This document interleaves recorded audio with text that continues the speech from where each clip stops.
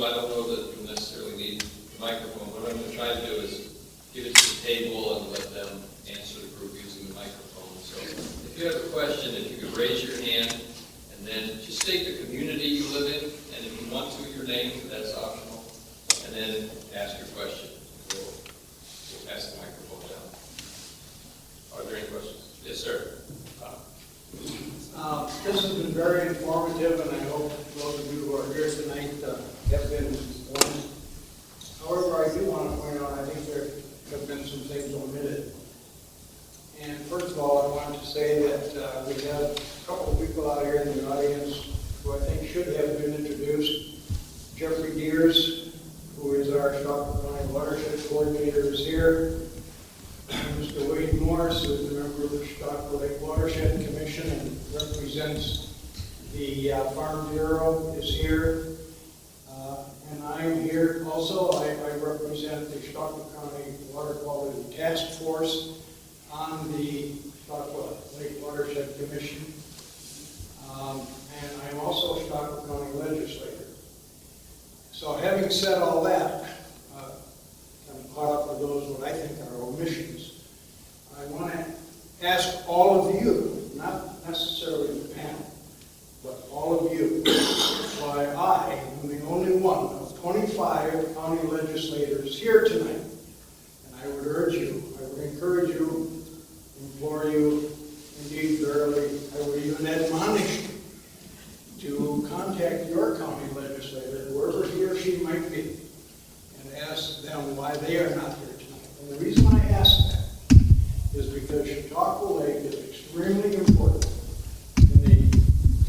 in Chautauqua County for a number of reasons, and you know, recreation and tourism and all the rest of it. But let's talk dollars. One of the things that I think should have been pointed out tonight is that the land around Chautauqua Lake, the property between the highways 430 and 394 and the lake, represent, I believe I'm here, 1% of the land area of Chautauqua County. But the property tax revenue that is gained from that land is, I've heard different figures, so let me give you the most conservative figure. 26% of Chautauqua County property tax revenue comes from between those highways and the lake. So I want to point that out. I really have no questions for this illustrious group, but I do have my urging to you to contact your county legislator. This affects the entire county. It's not just the 5 towns around the lake. It affects the entire county and the economics of the entire county. So ask your legislator why he or she is not here tonight. Thank you. I'm sorry, my name is Erlinson. I represent Legislative District 8, which incidentally is not in the watershed, although we are downstream. District 8 includes Carroll, Cantone, and the eastern edge of bus line. But remember, everybody is downstream. Thank you, Tom. Very pertinent comments. Are there other questions? In the interest of completeness, Tom, behind you is also Tom Geisler, another member of the Chautauqua Lake Management Commission who represents the Chautauqua Lake Partnership, which is a grassroots group of citizens. So, Ken, did you have your hand up? Yeah. Wanted to say thanks to the group and the volunteers that work on all of this. I had a question. I don't know if there's an answer to it, but you know how when there's a fundraiser, there's like a thermometer with the red, and you know where you stand. And curious with the lake, or I don't think this can be answered right now, but if you have an opinion, where are we on that thermometer? And if we're not, if we don't know where we are, if we're really low, what key points would we be at? I mean, I understand what Doug says, that the lake always needs maintenance, and there's some things that are ongoing, but I think at some point we see an impact. And how far away are we from an impact? Let me start off with that. That's a great question, and I think all the time people just say, they just tell me how much you need, and basically I can fix it.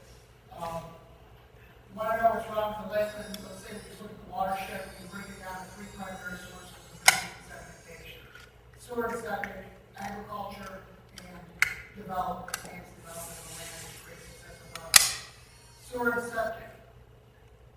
Sewer plants don't create the phosphorus, but they also aren't designed to remove them under the present design. They have primary and secondary treatment, they don't have tertiary treatment. So we have sewage treatment plants that discharge our phosphates into the lake. If we want that to be removed, the estimates were anywhere from, I think, $2 to $6 billion to add tertiary treatment to the existing sewage treatment plants around the lake. The expert on this is actually Erlinson, so my gosh, it's you can talk to Tom. A third, roughly, is it a third or a quarter of the lake does not connect to the sewage treatment plants. They're on septic, and the concern is having those septics are not kept up to date and they leak. So what would it cost if we wanted to increase the trunk so we have sewer around the lake? Those numbers are anywhere from 12 million to 50 million. I'm giving you the big numbers, a shot. Dredging, Burgess Bay, very shallow area, high amount of sedimentation, no surprise, high amount of nuisance weeds. What would it cost to dredge Burgess Bay? Kenny Lawton is a councilman from the town of Bustine. Last time dredging was done down in that part was done by the town of Bustine. It was the Blue Canal. That was a $1 million project. That was probably a number tonight in terms of what does it take. And then the question is, what are you trying to do? Because as Doug indicated, we have an aging lake, and if you're not going to restore this back to its truthful use. So what are we trying to do? Slow down the aging of the lake? Those activities are going on in the Watershed. I mean, at one point I had, somebody asked me for a number, I said, boy, it'd be nice to have $2 million every year. $2 million every year for maintenance of the lake watershed. I agree with you. There's a long, wide expanse there. We don't look at it that way. If we look at it that way, we'll go nowhere. We just take a piece at a time. We work at it, and I think we have a lot of success stories. Dave Spann talked a good bit about what's happened with shoreline stabilization. That never would have happened if people had thought about how much it's going to cost and can I ever do it. Chautauqua County is a doing county, and if we just keep hacking away at it, we'll get there. And although I don't speak for my local county legislator, I know he would be here tonight for me not having a break of health law, a medical procedure tomorrow that's requiring him to be close to a public facility. I think he'd rather be here. Can I just add a follow-up to that real quick? Just to comment on it, I know there's just a ton of work being done, but I always hear around the water cooler a lot of confusion about what's being done, and it's such a broad community effort that if there was some way to show a Gantt chart or what's being done in 2013, like this buffer that's being placed somewhere in Juanita, you know, if that was the goal for this year, then maybe it'd be easier to get all municipalities on the lake to make that a focus and try to get some of those things happen. So I think that there are actually communities missing when this item being talked about. Take a look at all our web pages and our Facebook listings, and we're going to be publicizing that much, much more. The county has a website that has volumes of information. The Lake Association has. We have scientific reports, and we have reports on there of what we've done when. The Watershed Conservancy has all kinds of informational things. So we all link together. And we know we need to improve on that end of communications. I think you're going to be seeing it happen. I just follow Ken. I think it's a great point in terms of how you engage your community. I have, for years, advocated that you put out the numbers there, so let people know. So I'm not bashful about telling the reality of it. It costs big money to do some of these big projects. But on the other hand, I don't think that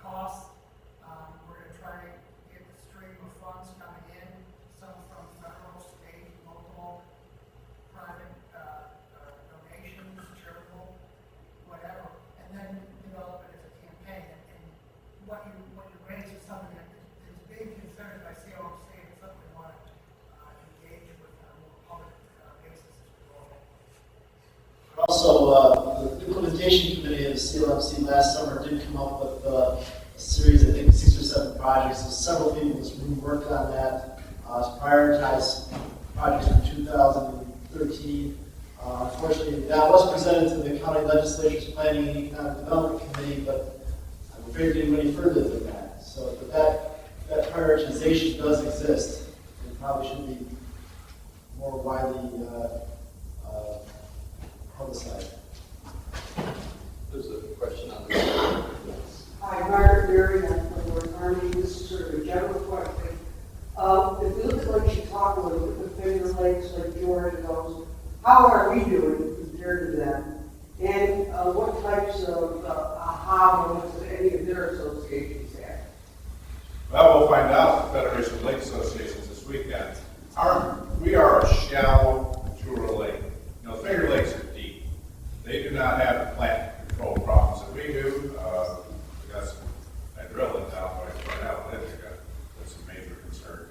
But when you look at the different lakes, even Lake George, they have a plant problem there, but it's selective to bays. We are very, very shallow compared to those lakes, and that's where we have a whole different ballgame going. But there are other smaller lakes than us that have that problem, and we'll be talking. There are a lot of lakes that have suffered from the blue-green algae or cyanobacteria problems that we've experienced the last 2 years. That seems not to be just our lake, but it's being experienced in Lake Erie and Honeyway Lake, and many of the lakes in the Midwest and Northeast are facing similar problems.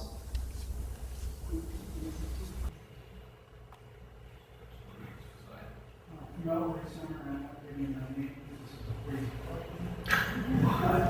have two actually. One, the zebra mussel over the last couple of seemed to disappear.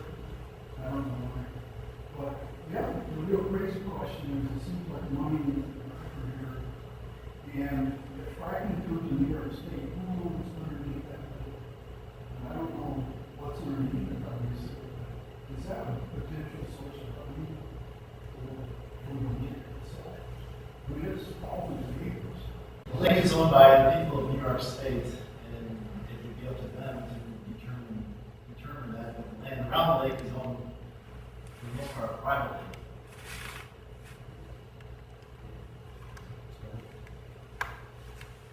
Dan Larson, Warner Bay. And as far as zebra mussels are concerned, we had so many on the shore this year, it was like snow that was still there.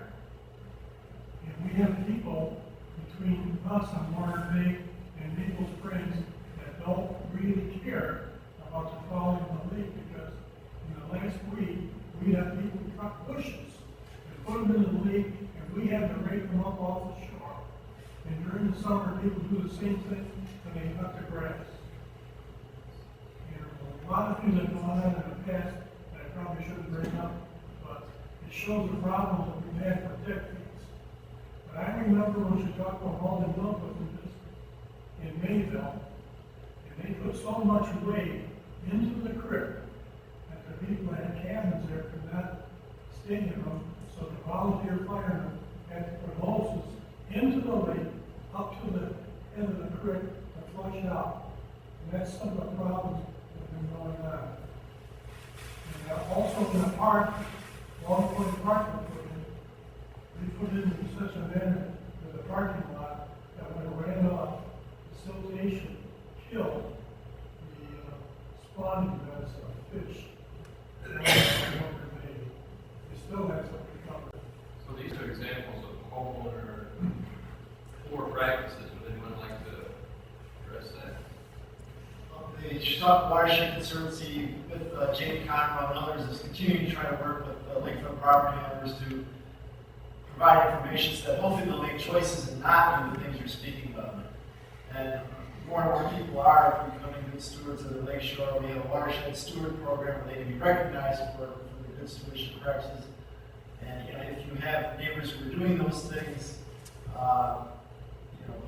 If you can't see them, how do you come back? all we can do is publish a newsletter and try to get information out to get people to do the right thing. Gonna do something other than what everybody else wants them to do. In 1956, we went into Warner Bay, Fred Dallas and old Regal Lumber, and we were talking about weed cutting. We never had weeds in our area until they had weed cutting, because the weeds come in and take root. You don't collect all the weeds when you harvest them, and that's another problem. I don't know how you can get them all with the equipment you have, but it's dispersing these plants. Take root. That is a problem, and the Lake Association recognizes it, and that's why we started 10 years ago, the collection system that goes along with it. The early days of the Lake Association, those that drifted off, especially with less efficient harvesters than we use today, did drift off. Today, people who've ridden our machines, they've monitored us, and they see that the improvements we've made with the modern machine, the loss is not that significant. Nonetheless, we still have a follow-up barge for in-lake floating vegetation. And we will have three crews out there this summer. Each harvesting crew will have a supporting floating vegetation crew that's going to be responsible to pick up those floaters. How about the juvenile fish that are caught? We can stop the belts, we can reverse the belts. The numbers of juvenile fish are very minimal, and certainly no game fish. Now, I do have a question in the back, Dr. Mueller. Hi, Rudy Mueller. I'm sure you're all aware that the state did approve millions of dollars in increased funding for some product, working for that. But somehow, who's going to write the grants to apply for that? That's my first question. So are we going to write for grants? There's opportunity out there for millions from the state. Somebody needs to write the grants. And I'd be willing to help if I can.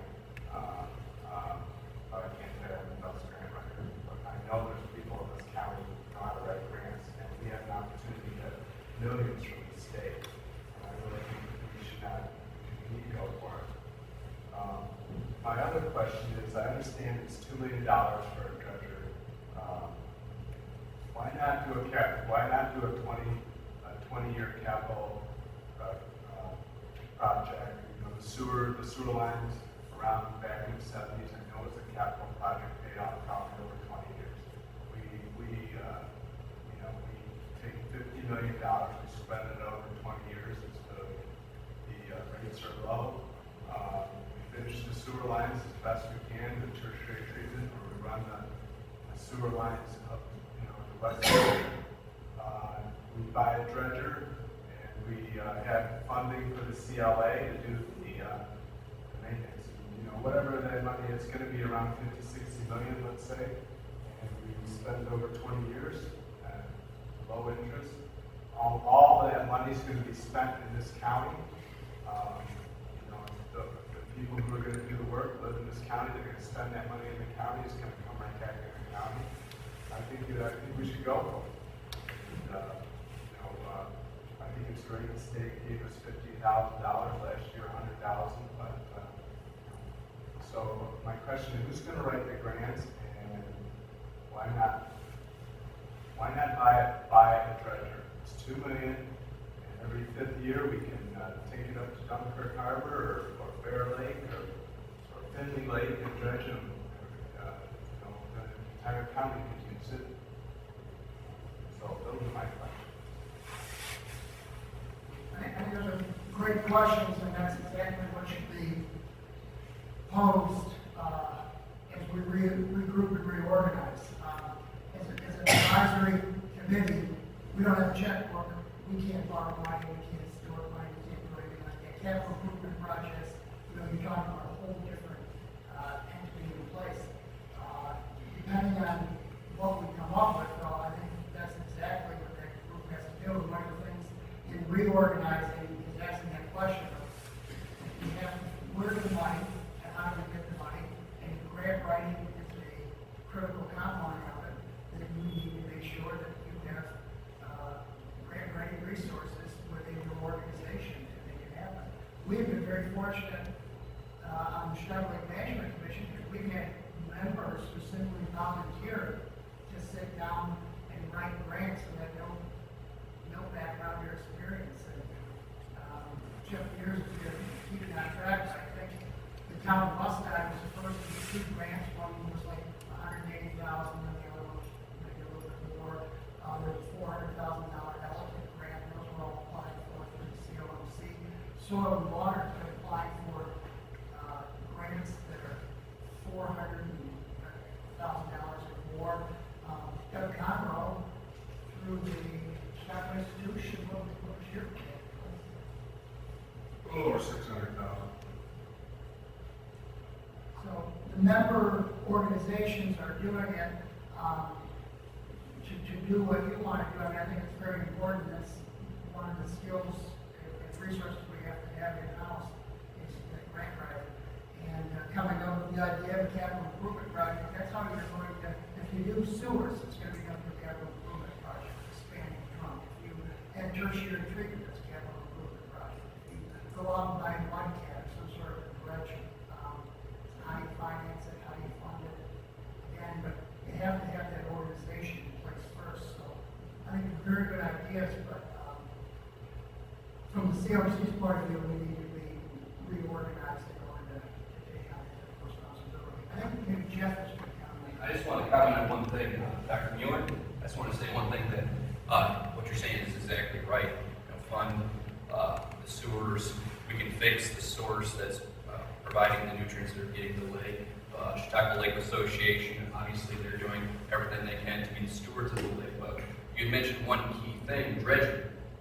You could spend all the millions of dollars you want in capital improvements for dredging and buy the material and dredge it every 5 years. But if you don't address the source, which can be small projects on small scales, you choose 1,000 of those at 40,000 a piece, you're actually making a dent.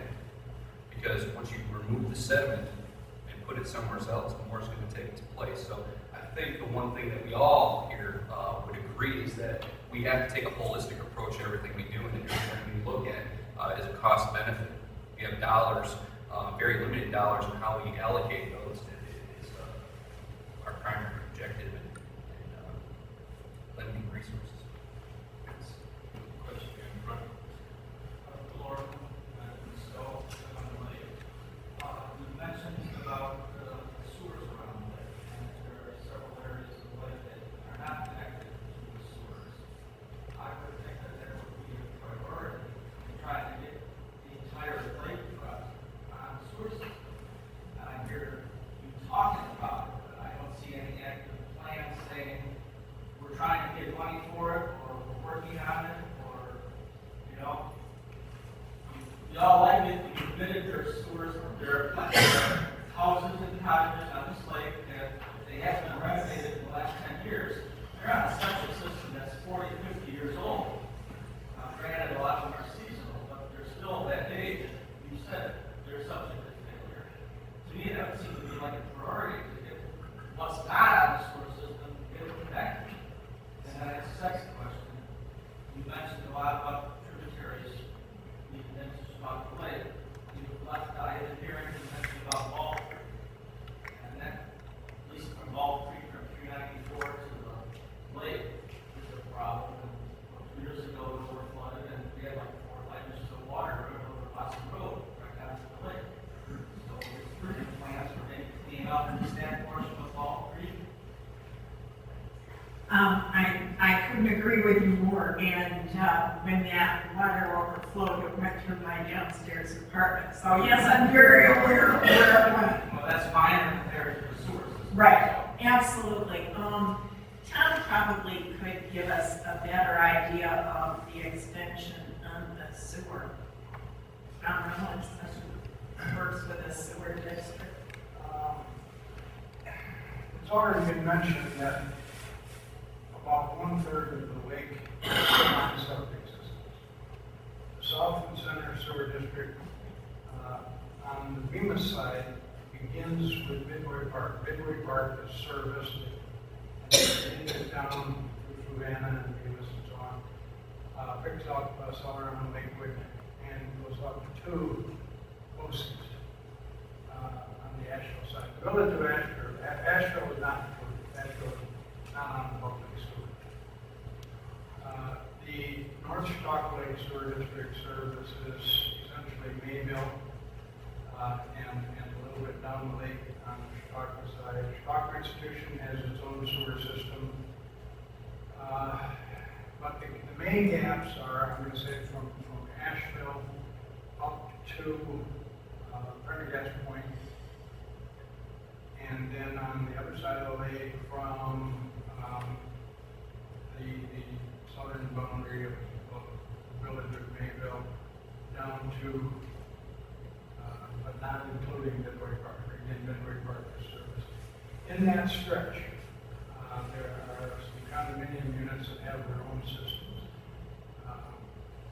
what we like to call, in some cases, package plans.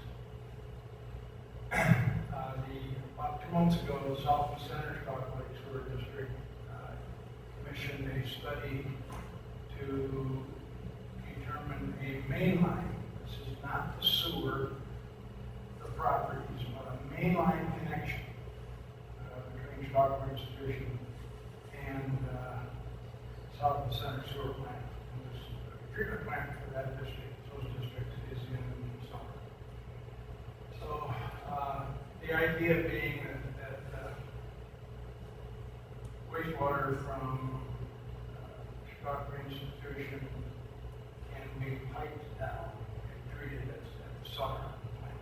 So there are things happening here. Well, they're already on the sewer plant. Let's address the houses and areas that are not on the sewer plant.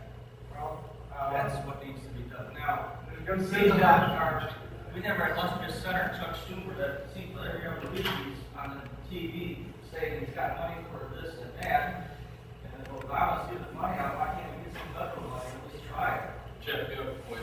I just wanted to state that there are many stakeholders that are meeting currently, not only the Zook Street Plant, but other stakeholders.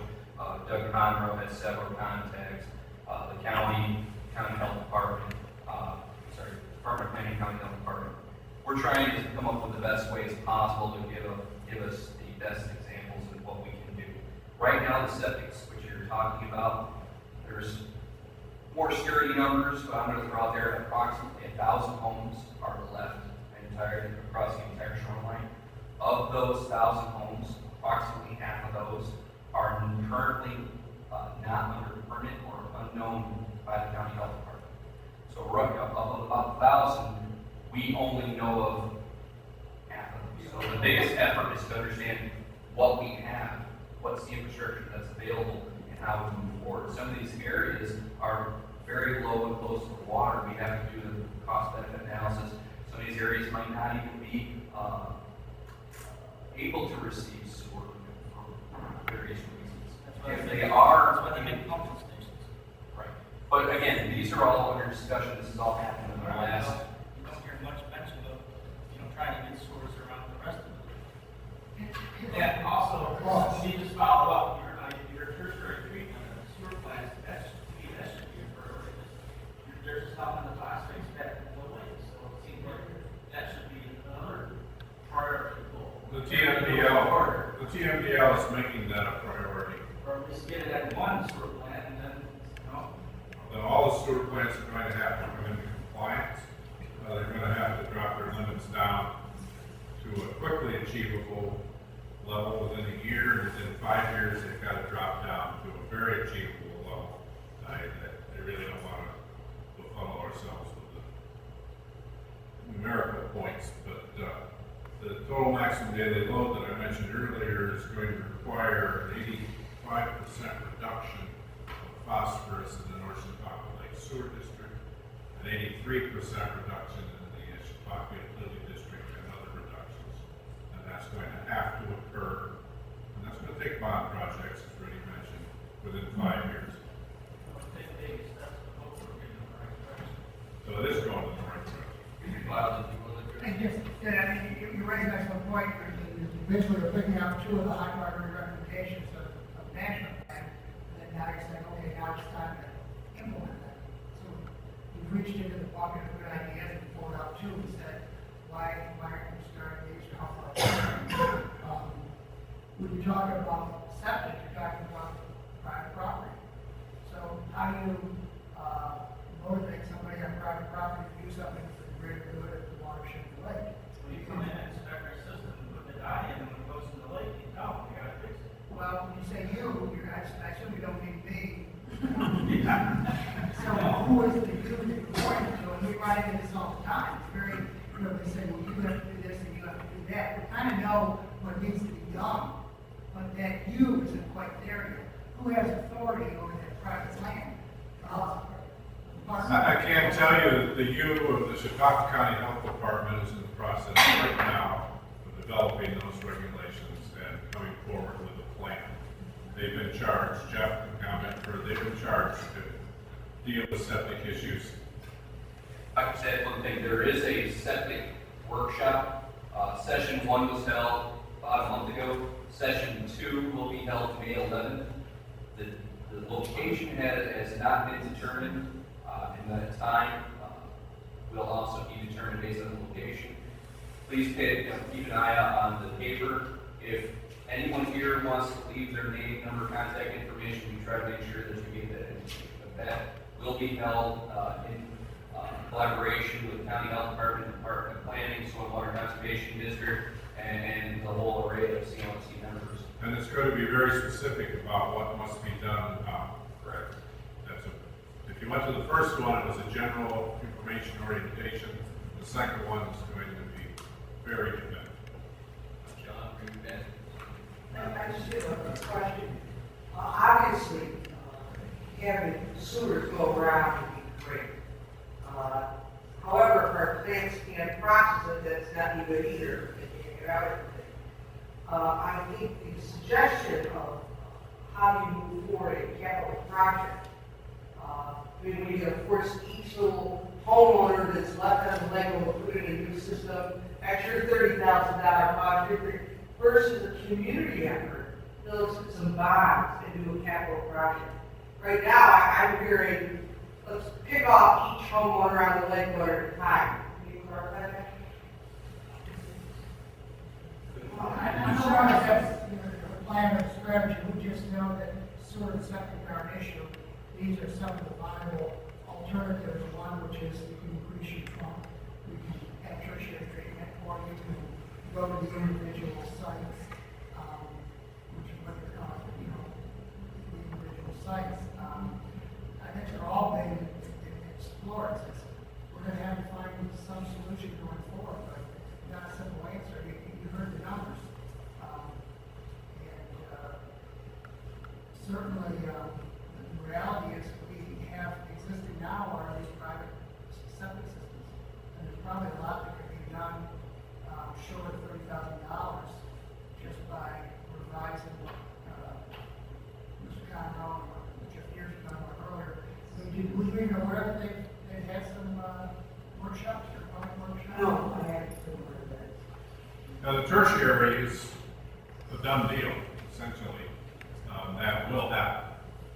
That'll take care of the bigger picture. The things that I keep stressing to people when it comes to the lake is it's going to take a lot of little things by many, many people. We all have to do, and we can make a difference if we all do it. And, we're trying to figure out how to convince our neighbor who had to take down a tree to replace it, doesn't want to. We have to. And if everybody does that, then we can deal with septics one by one. I agree with you, that's not the way to do it. But if that's the way it has to be done in your neighborhood, if we all make it happen doing our different ways, I used to keep my lakefront pristine. Now I let it grow up. I always thought, geez, my neighbor, look at that. Now I say my neighbor was far-sighted. I should have been doing it 20 years ago instead of just now. And it actually helps with the aroma. It takes it away. So we all have to do what we can, and it will make a difference if we all do. Before we move to this area, in central New York, near Canandaigua Lake, we were in the watershed. And one of the exceptions. He's referring to the clean air water. That's what I guess the state tested it. They came through and they put sewers through. And we had, South Watershed. side. And so I guess that we can't take advantage of the land use now. It's not available anymore. Not currently, but there is discussion.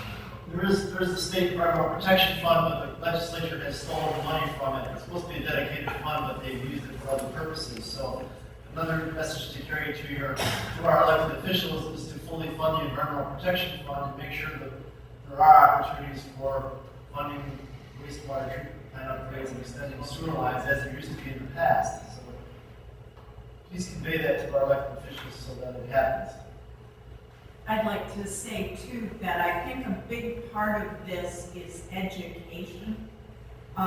In N.Harmony, we had a sewer referendum that came up a few years ago, and it went to resounding defeat.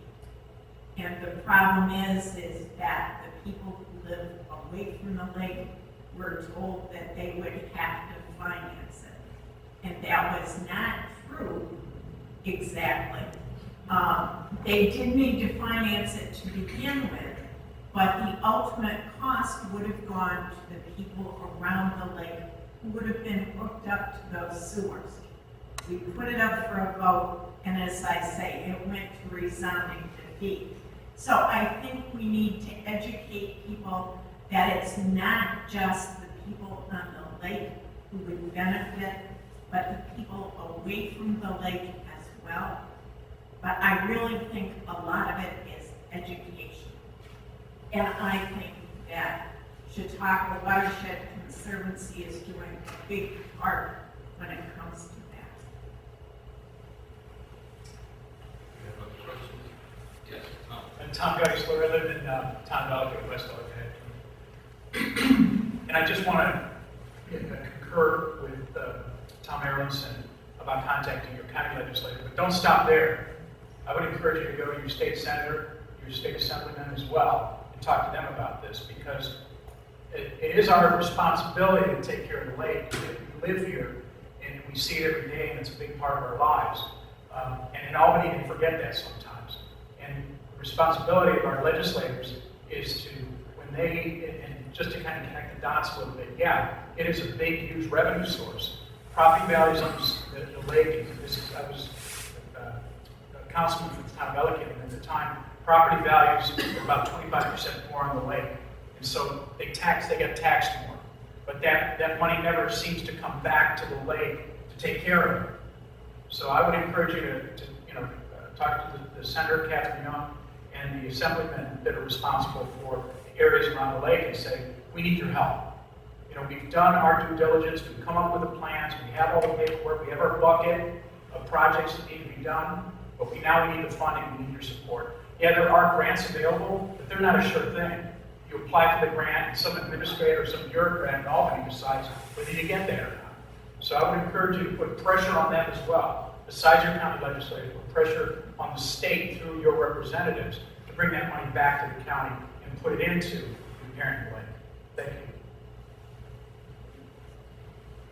Other questions? Tom? I would ask Lyle to summarize for us here what has happened in the last year regarding the lake. And Lyle, I'm speaking specifically of the projects that were done last summer, the SAV and others, the reports of which are being reviewed now. And I think the folks here would be interested in knowing that it's been a very, very active 12 months on Chautauqua Lake. It has, and actually, I think, if I can point, the methodology report on those activities is the watershed coordinator, which by virtue of his position is the guy that has been the hub of so many things. So, Jeff, if you don't mind giving everyone an update. Can everyone hear me clearly? Well, when you get to the mic, they can get John, make sure that they can record this.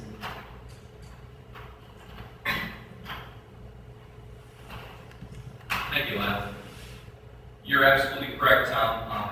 Just so that everyone's aware, since the 2010 Chautauqua Watershed Management Plan was completed, the plan and all its recommendations immediately began to be implemented, or at least began the phases of implementation. One of the main projects of that was to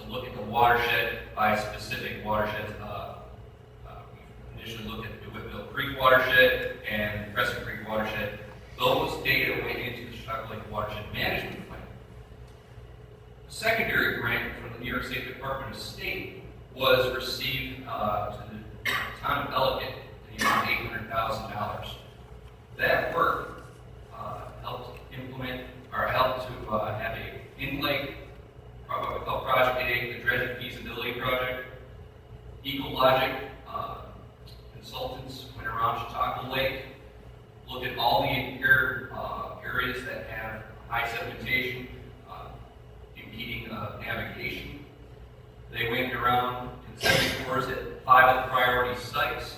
That project has been wrapped up. The report has been completed, and as a matter of fact, I just received it today. Hopefully in the next day or so, it'll be available on the county planning website. Other individuals here at the table, from the Chautauqua Lake Management Commission, CLAs, CWC, etc., will have digital copies and hopefully a hard copy at their disposal. The other component of that project was also to look at the source material up in the watershed. Those two sites were the Goose Creek watershed and the Dutch Hollow watershed. John Jablonski had gone into great detail. Individuals such as Jane Conroe and Dave Anderson have gone up into the watershed and contacting individuals. From the data collected from our consultants at Barton and LaJudas, went up in the entire watershed, identified the areas that were most impacted by sedimentation, identified those, and came back to us and said, here's the most impacted areas we need that we can prioritize. Over this week and next week, that consulting firm is going to go out to 2 sites in the Goose Creek watershed and 2 sites in the Dutch Hollow watershed to provide us survey, analysis, and conceptual design work and how we can remediate those specific sites. But the key here is that we can use their information gathered across Chautauqua Lake watershed, across the entire Chautauqua Lake watershed. Again, those projects are wrapping up. Those are only 2 of many. The Submerged Aquatic Vegetation Management Plan, which many of you might have heard, began last year at exactly the same time. That consultant was out on the lake for 3 weeks. We just had a public meeting last week. We're in about 3/4 of the way through that particular document. We're ground truthing the maps that will allow us to come up with a management toolbox, if you'd allow us to have a toolbox of options to better manage the in-lake aquatic vegetation. Doug Conroe gave a very elaborate detail on that. We're not going to go into more detail. Dave Spann, Dave Wilson have also done a tremendous job. We have projects called 2% projects. There's dozens of them that are ongoing in the Chautauqua Lake watershed as we speak. So those are just a few of the projects. I could probably speak for a good half an hour just on small projects, anywhere ranging from $10,000 to $40,000. Thank you. I got a quick question too. Just frequently in the headlines in the paper and the media, you hear about the creation of a new position involving the lake. I think it was just about a month ago or so that the county had moved forward with this new position. Can you talk a little bit about that position, what specifically organization or what department it is with, and and how it applies to the context of this entire panel here and what you all are doing? I think we're for it's not a new position, but the COMC, we recognize that if our first mission was to figure out what's wrong and how to fix it, we've done that. These are the recommendations. But now to actually implement the recommendations, we have to reorganize and restructure. So how exactly do we go about doing that? We have money to bring in a facilitator to basically have us all sit down and have a big powwow and try to answer that question. Just so we understand what we're talking about, somebody mentioned Lake George. Well, Lake George has a lake authority. There are lake and watershed authorities and lake and watershed districts. They're created through the state. So you have to have state approval, the governor has to sign off. We've talked to our state representatives and they told us, you're talking about another layer of government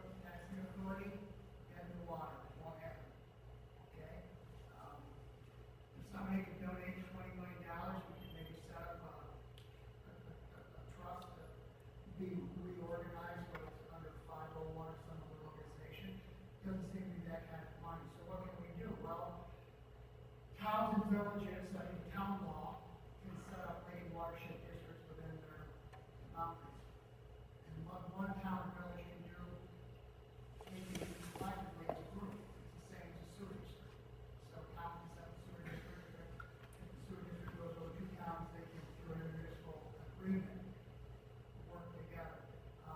That's one of the possibilities that we have. So we don't have a definite outcome. We just know we want to set up a process where the stakeholders sit down at the table, everyone has his and her say, we mull through, look at our options, which are, they're not going this way out, they're coming here, and we find the best path forward. So the facilitator isn't a permanent decision, it's just somebody who's gonna help to get you going on the unified direction. That's what we're looking for. I mean, the good news is that if you look at the members of the Chautauqua Management Commission, if you go to, just look at the board of directors for the CLA and CWC. You look at the water quality task force. You have all the best people. You have all the smart people who know about the watershed, who have a history, who are dedicating themselves to it. So we have that resource covered. What we're missing is being structured in such a way that we have authority to do things, or a way to either generate or hold resources, financial and otherwise. So that's what the articles will write. I would hope that you'll be hearing more about this very soon. Yeah, I brought that one because I know in conversations I've had with people.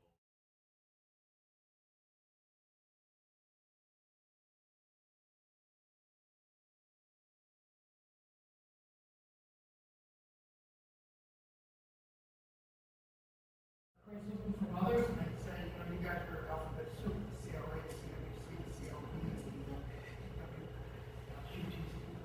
Why don't we just be one? And there is no one. The one is all of us sitting around the table, working together, and we're just trying to sort of reorganize how we are structured. And the facilitator, if I could just interject, is a consulting firm, resident person. Is it Peter G. Smith? Yes.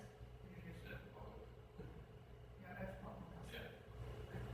To come in, help us get up on our feet, and the facilitator will leave, and then we and whatever comes out of it. Are there additional questions? Tom, again. I just want to take this opportunity to sort of hitchhike on some of the things Lyle just said. You've all heard the phrase preaching to the choir. And, you know, in the various meetings concerning the lake, we seem to have all the choir members week after week and month after month. We see the same old faces.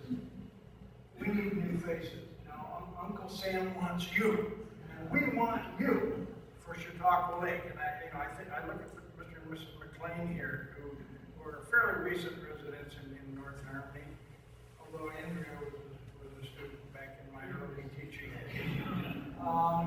But you know, they're very active, and we need the rest of you. Go home and tell your neighbors and tell your friends. The next time we have a public meeting, and there's a couple coming up here on Labor Day, get the people out. We need to make a larger choir, and we need your voices. If there are no more questions, I'd like to ask John just to wrap up. I really appreciate all of you coming out tonight, and special thanks to all our panel members and the other experts, many sitting in the audience who contributed tonight. Thank you very much for coming out. And there is some information that the Lake Commission put together out on the table on managing the lake. It's the Watershed folder. There's some Conservancy materials out there. If you have any more questions for the rest of us, please catch us afterwards. Thank you very much.